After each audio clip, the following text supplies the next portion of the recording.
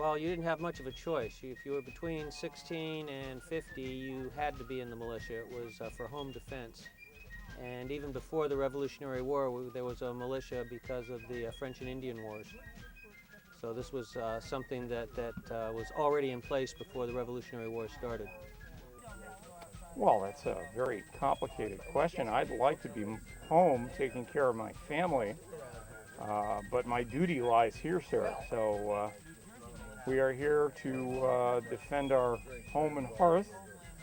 Though I fear that if we spend much time here, I'll miss the harvest and my wife and children, and we'll just not be able to get in enough of the food for the winter, and we won't have crops to sell. So I'm very concerned. It was pretty difficult. If your family's farm fell behind enemy lines, you frequently had no choice than to follow your husband. If there were no other adults around to help run the farm, that was also another reason why women traveled their husband with their husband in the army. The women were usually kept separate from the soldiers. They had their own camp along with the children, but they could get hired to do work here, doing laundry, cooking for the officers, mending clothes, nursing sick or injured soldiers, which would of course free other soldiers up to do the fighting. And they would get paid for that. Children usually got jobs such as chopping wood, fetching water, things like that.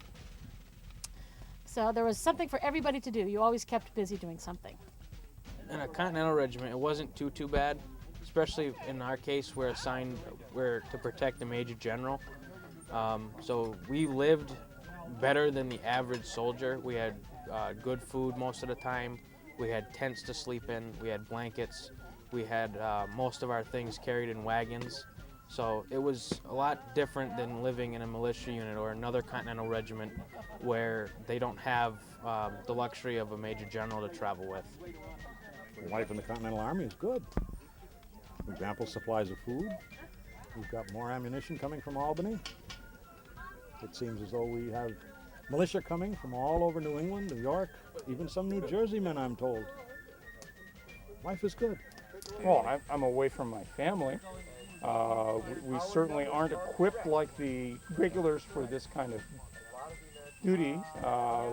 We came here to find that we weren't to be issued tents because other groups had been issued tents who are out in the weather.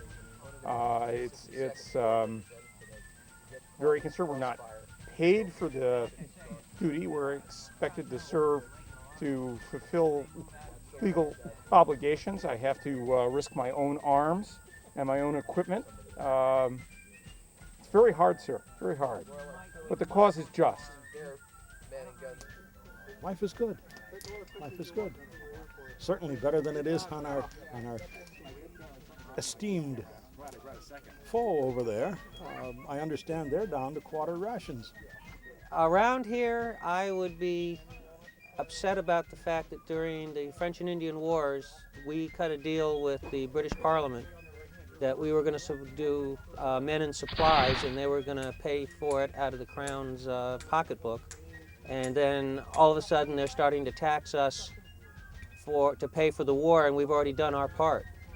So that's not fair, plus the fact that we're not given all the rights of a regular Englishman, and we see ourselves as English citizens.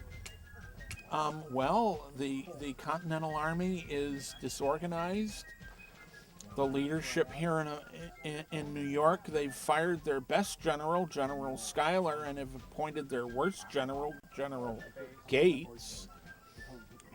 They don't pay their soldiers with money, they pay them with paper.